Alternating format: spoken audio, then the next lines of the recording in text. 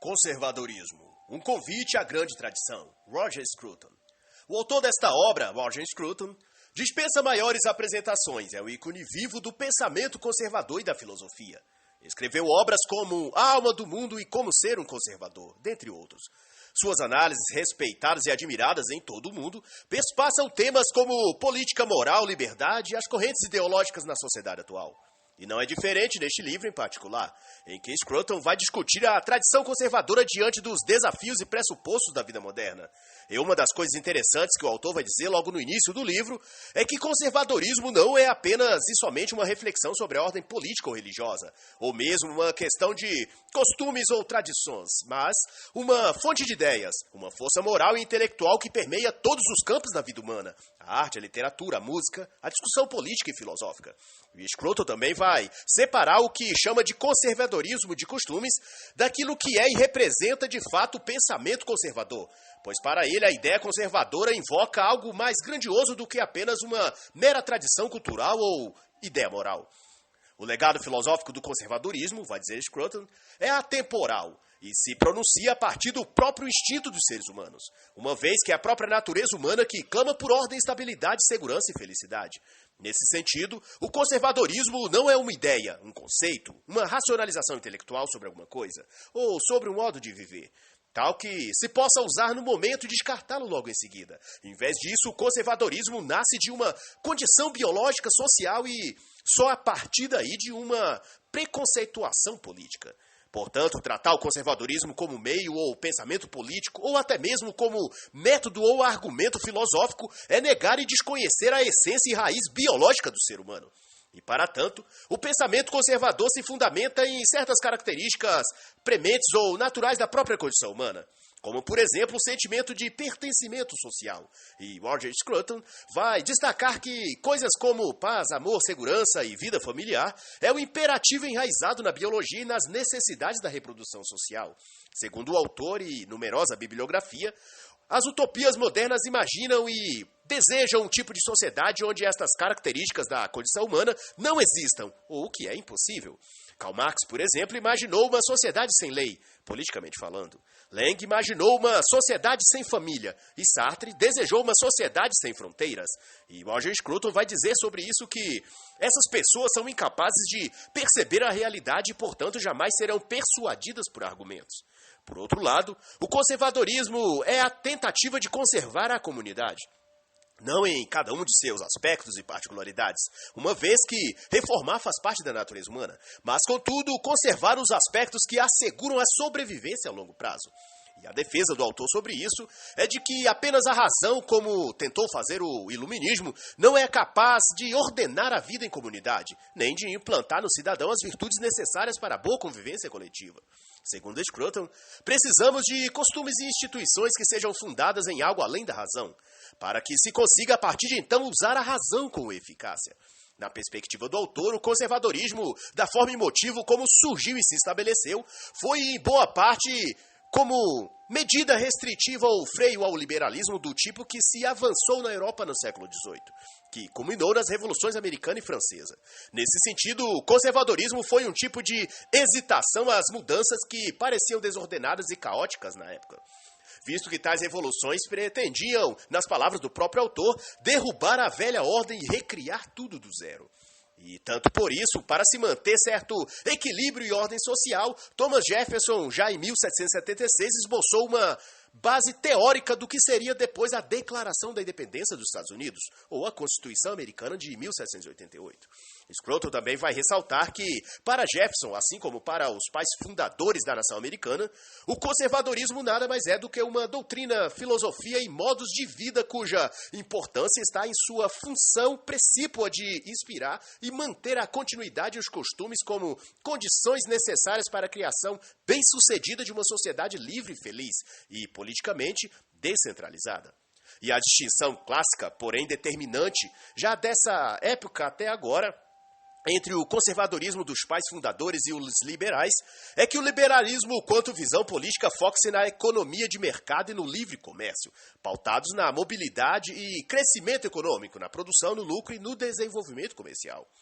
A sociedade, nessa perspectiva liberal, não passa de um grande assentamento humano cujas regras sociais bastam que seja ganhar dinheiro sem nenhum ideal ou princípio moral coletivo, apenas relações comerciais e financeiras. E o autor então vai dizer na página 31. A tendência liberal é de colocar os valores éticos ou quaisquer outros sob o estigma de coisas utilitárias, o que a longo prazo extinguiria a própria raça humana. Para a visão liberal, tudo resulta das transações livres entre as pessoas. A liberdade individual total seria, segundo a perspectiva do liberalismo, a essência capaz de construir uma sociedade cada vez melhor. Contudo, Burke, pai do conservadorismo moderno, prescreve que, apesar da sociedade dever ser livre e politicamente organizada, laços familiares e religiosos são formas de sabedoria coletiva que se sobrepõem ao individualismo extremo, defendido pelo liberalismo. Tudo quanto há numa sociedade, vai refletir o autor, é produto não de um contrato social, mas de uma herança social que inclui aqueles que estão vivos, aqueles que já faleceram, os nossos antepassados, e aqueles que ainda virão a nascer. De modo que o princípio regulatório de uma sociedade, portanto, não pode ser o que cada um escolhe ser ou fazer aqui e agora, mas em como nossas escolhas e ações presentes influenciarão o futuro, as gerações subsequentes. Para Burke, assim como para Roger Scruton, a vida neste mundo é uma cadeia contínua, uma ordem de coisas recebidas de gerações anteriores, e as quais precisamos conservar e repassar às gerações vindouras. Nas palavras do autor, há uma linha de obrigação que nos conecta àqueles que nos deram o que temos, e nossa consideração e dever é passá-los adiante, àqueles que virão depois de nós. Em outra análise igualmente formidável do autor sobre isso, será que levamos em consideração o futuro de nossa comunidade? Não por fictícios cálculos de custo-benefício, mas por havermos herdado benefícios e, consequentemente, por gratidão a isso. Baseado nisso, Scruton reaviva a defesa que também Burke fez sobre costumes, tradição e sociedade, em que vai dizer que a sociedade que espera ser construída pela extenuante burocracia estatal, de cima para baixo, não se sustenta de modo equilibrado, uma vez que a ordem política é meramente um produto da sociedade, não um centro regulador dela. Para Burke, e também para Roger Scruton, a sociedade depende de relações de afeto e confiança, que só podem ser construídas a partir de dentro, através da interação face a face, na família, nos clubes sociais, na igreja ou nos times de futebol, por exemplo. Interagir como seres livres, vai dizer Scruton, é desenvolver a capacidade de assumir responsabilidades e ajudar a construir uma sociedade melhor. Além disso, conforme Edmund Burke já ensinava, pequenas associações são os lugares nos quais as tradições e valores se formam, tradições que geram conhecimento. É o que vai concluir o autor na página 41. Pois, afinal, é a conclusão de Roger Scruton, é nestes grupos e ambientes que surgem ou se percebem os resíduos das muitas tentativas e erros dos nossos antepassados e as soluções que melhor se aplicam em cada caso. São nas comunidades, segundo essa perspectiva, que encontramos habilidades cognitivas que permeiam a civilização e das quais temos de fazer isso para uma existência mais saudável e digna. Destruí-la seria como remover toda a base onde se construía uma vida melhor, será a conclusão do autor. Discutir tradições, vai considerar Roger Scruton, não é discutir regras ou dogmas arbitrários, mas discutir respostas encontradas para as perguntas e desafios que causam dúvidas, problemas ou desconforto social também nos tempos de hoje. E ao citar Burke, Roger Scruton vai dizer que a tradição é uma forma de conhecimento. Não conhecimento teórico, mas um tipo de saber prático que envolve afeto, autossacrifício, honra e dedicação familiar, que, no geral, nos indica como agir nas relações sociais. E o autor vai destacar que, ao contrário do que pensam os adeptos da teoria do contrato social anunciado por Thomas Hobbes, a harmonia social não pode ser construída a partir unicamente da livre escolha dos indivíduos que compõem essa sociedade. Em vez disso, os costumes, tradições e pequenos hábitos sociais corporificam uma certa ordem social de longo prazo, que, se seguidas e respeitadas por todos, estabelecem um equilíbrio social, um pertencimento social, no qual deveres e direitos são assumidos livremente pelos indivíduos daquela comunidade, mesmo quando envolve esses indivíduos sacrificarem alguns desejos ou inclinações pessoais pelo simples fato e razão de se manter a sociedade funcionando e capaz de gerar bem-estar coletivo ao máximo de pessoas que habitam num determinado território e região. Desse modo, os costumes e tradições do conservadorismo é um conhecimento social enrijecido pelo afeto e confiança, que visa orientar a relação entre o indivíduo livre e a comunidade ordenada. Pois, conforme mostra o autor, nenhuma ordem social pode subsistir apenas fundamentada na liberdade individual total, como esperam os liberais e, em certa medida, os revolucionários também. A liberdade, vai dizer o autor, não deve ser o objetivo da ordem social, mas um resultado dela. E nunca pode ou deve ser total e irrestrita. As tradições, as leis, os costumes e a ordem religiosa são espécie de escudos sociais, por meio das quais a própria ordem se legitima e se faz possível. Não há direitos sem deveres, é a afirmação do autor. E os deveres, vai continuar a dizer Scruton, são explicitados por um conjunto de fatores, quais entre eles estão, além das leis, a tradição religiosa, a moral cristã, os costumes familiares e vários outros. Nas palavras do autor, dever é questão de responsabilidade, e é o coração que pulsa o sangue que gera a vida na sociedade, ou a saúde de uma sociedade. E ao falar sobre o conservadorismo na Alemanha e na França, a partir da página 47, Scruton vai dizer que a liberdade é um bem humano, porém, deve estar limitada para que não se cometa abuso. E nesse sentido, o conservadorismo atua como uma filosofia capaz de fomentar o conhecimento social, que torna possível a compreensão da própria liberdade, e de como usá-la e como impedir que a liberdade individual não se torne anarquia generalizada. Os costumes e tradições, nesse contexto, geram uma ordem social e política que estabiliza a sociedade e a convivência entre as pessoas. É o que vai afirmar Roger Scruton. Toda ordem social, onde os direitos são declarados e os deveres esquecidos, resulta em terror totalitário e caos. Será a conclusão de Roger Scruton na página 48. E ao discorrer mais sobre o tema, Scruton vai considerar que as revoluções sociais, como a Revolução Francesa, fomentavam esse tipo de mentalidade, direitos máximos e deveres mínimos. E esse é também o título de um excelente livro, o qual eu recomendo, do escritor Bruno Garchagen. E numa perspectiva mais acertada e equilibrada, o indivíduo são tipos de artefatos sociais, em que instituições e pessoas que compõem a sociedade travam uma relação de interdependência, e onde a desigualdade social é tanto natural quanto inevitável, a não ser que o governo, na pessoa do Estado, suprima toda a liberdade individual e controle tudo dentro e fora da esfera política, como se pretende no modelo socialista. E ainda discorrendo sobre o conservadorismo na França e seus principais nomes, Roger Scruton vai dizer, ao citar o principal ícone do conservadorismo francês, François-René, Visconde de Chateaubriand, que o conservadorismo é uma espécie de renovação estética e espiritual. Uma saída para o igualitarismo revolucionário que só conduz a uma subjetividade sombria e beligerante. E usando ainda a interpretação de Chateaubriand, sobre o espírito e essência do conservadorismo, Scruton vai dizer que é o cristianismo que encarna e simboliza a cosmovisão conservadora de mundo.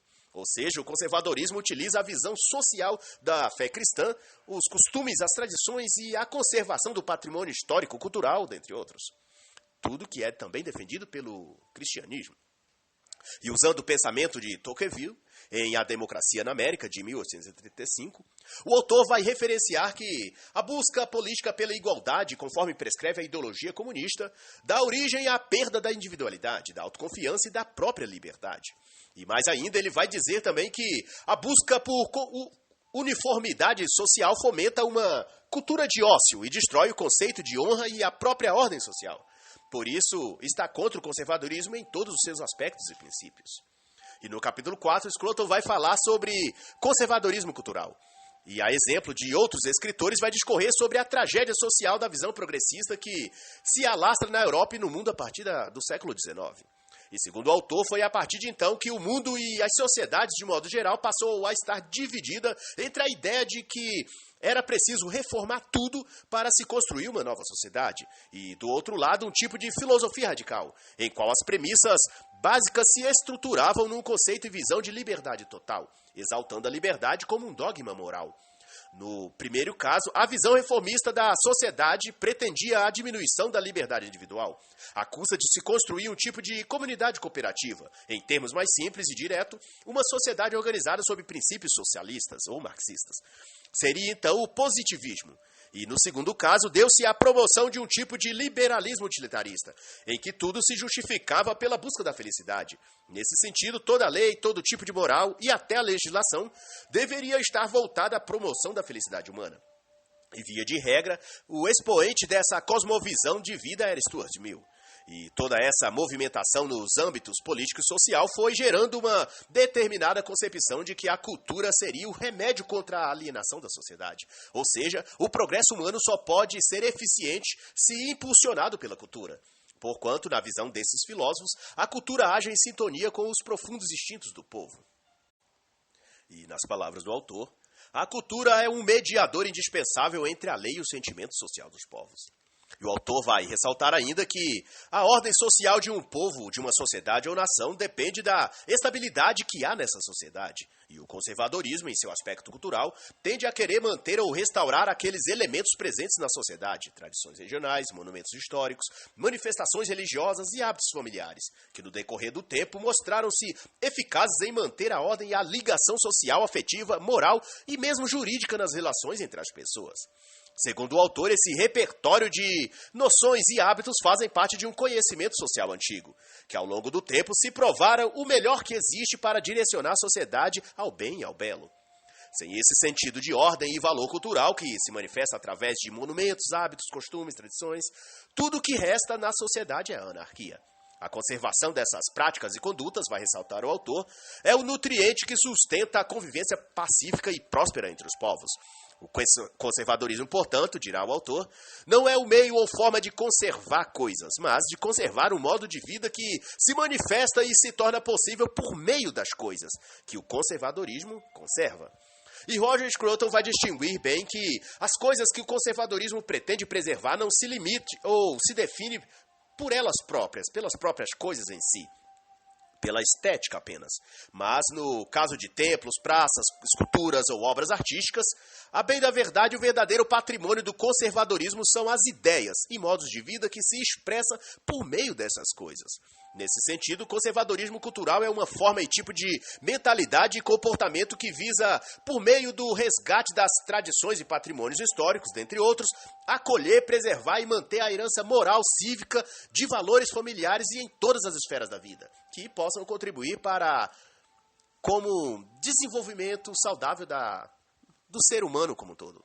Para Roger Scruton, isso significa que só existe progresso se a parte humana da sociedade for preservada. Isso quer dizer que toda e qualquer filosofia ou ideologia que visa favorecer a parte técnica ou tecnológica, pretendendo impor uma reforma ou reconstrução do próprio ser humano, está, na verdade, promovendo uma visão leviana e doentia, que, ao fim, não provocam nem progresso nem desenvolvimento humano, mas puramente uma prisão psicológica e um modelo de vida artificial, infeliz e vazio de sentido. E para esclarecer e reforçar alguns conceitos deste capítulo, eu recomendo veementemente a leitura da extraordinária obra de Theodore Dalrymple, Viagens aos Confins do Comunismo, em que, a partir de experiências in loco, escreve sobre como é a vida num país socialista, isso pela perspectiva da cultura e das relações sociais.